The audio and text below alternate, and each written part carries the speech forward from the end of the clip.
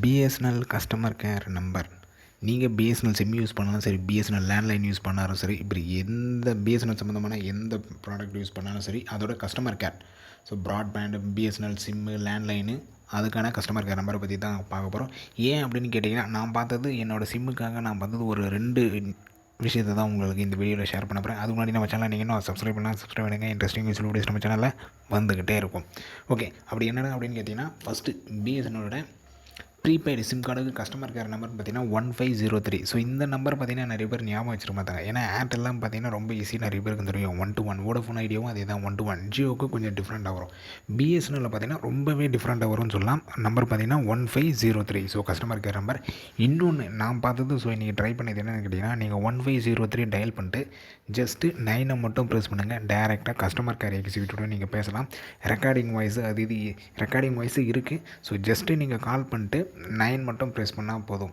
So நீங்கள் மற்ற நம்பரில் மற்ற ஆப்ரேட்டர்லாம் பார்த்தீங்கன்னா, இல்லை இதுக்கு முன்னாடியே கூட பிஎஸ்என்எல் கூட இருந்தது என்னென்னா, கால் பண்ணிட்டு கஸ்டமர் கேரை கால் பண்ணிட்டு 1 2 3 4 5 6 இப்படி ஒரு 5-6 நம்பரை நீங்கள் ப்ரெஸ் பண்ணிக்கிட்டே இருக்கணும். அவங்க ரெக்கார்டிங் வாய்ஸில் ஒன்று ஒன்றா சொல்லும். அதுக்கப்புறம் தான் பார்த்தீங்கன்னா உங்களுக்கு கஸ்டமர் கேர் எக்ஸிக்யூட்டிவ் நம்பரே சொல்லும்.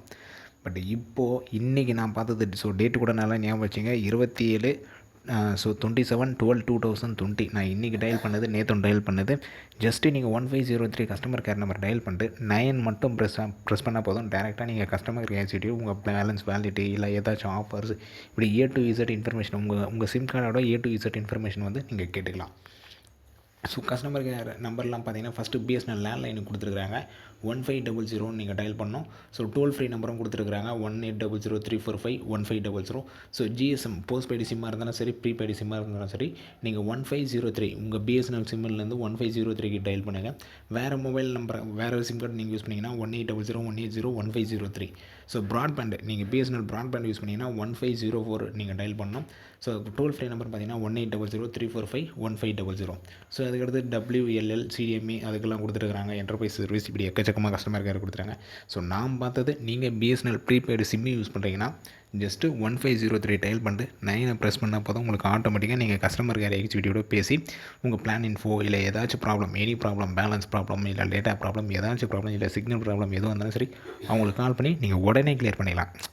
ஒரு 5 மினிட்ஸ் நீங்கள் வெயிட் பண்ணணும், 10 மினிட்ஸ் வெயிட் பண்ணணும், நிறைய நம்பர் ப்ரெஸ் பண்ணணும், அப்படி இப்படி எதுவுமே கிடையாது.